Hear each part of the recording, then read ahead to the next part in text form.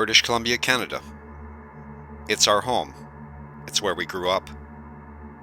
Hunting and fishing with our families, and occasionally hearing tales of a tall, hair-covered beast that lives in the deep woods. Stories for children? Possibly. But they were very convincing stories. And now, we're in a provincial park in British Columbia, looking into sightings of Bigfoot. Golden Ears Park.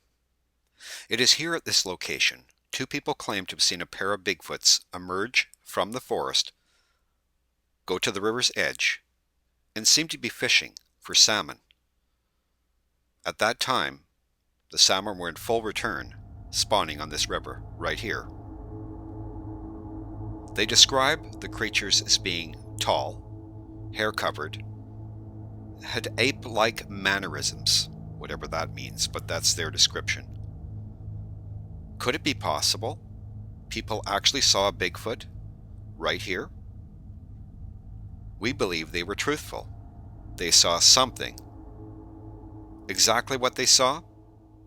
We weren't there.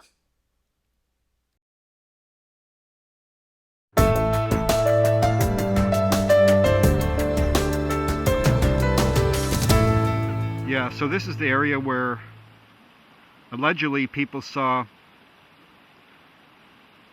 two Bigfoot, and it's a pretty nice place.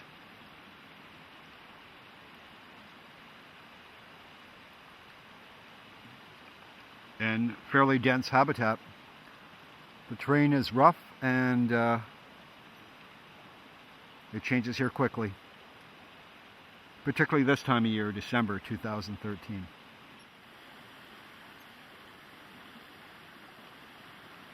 It's really pure up here. The water's clean. Abundant flora and fauna. Plenty of things for the creature to consume, including salmon at a certain time of year. They come right by here. In the background, I can hear a raven. That's a raven. Perhaps he's trying to tell us something. Or even still, warning us. The raven is one of the most intelligent creatures in the forest.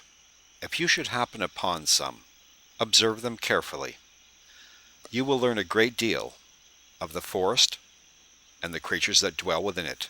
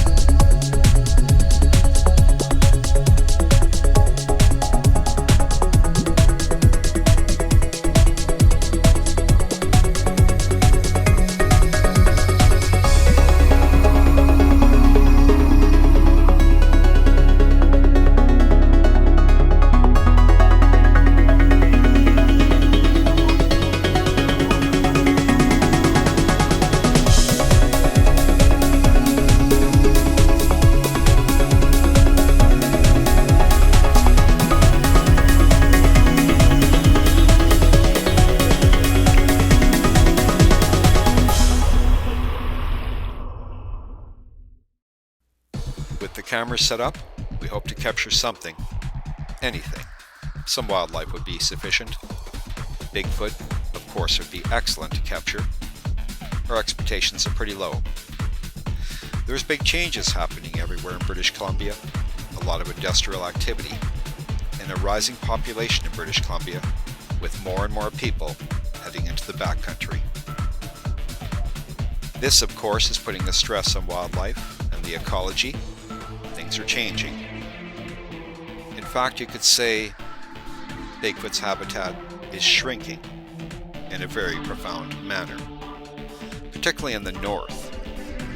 Down here in Golden Ears Park, fairly close to the city, it's hard to imagine that a tall, massive beast would be forging through these woods.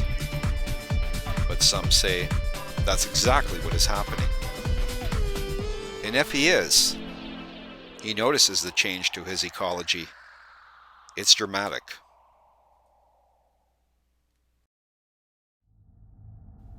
Over a century ago, the early pioneers logged this area.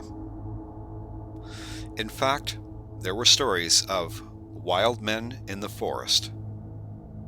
Loggers reported that at nighttime, strange nocturnal activity, like yelling, unearthly screaming, and even rock throwing. Those stories have passed into time.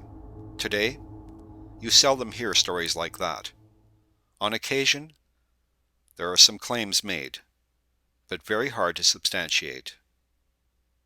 For us, the mystery of the Bigfoot is a fantastic one. And as we travel and talk to people, we're inclined to think there's something to the mystery. Exactly what it is? Perhaps we'll find out, to satisfy our own curiosity, and perhaps yours. Thanks for joining us this time around. Next time, we're in Ruby Creek in Hope, British Columbia, well established for historic Bigfoot encounters. Eyes open, cameras ready. Take care.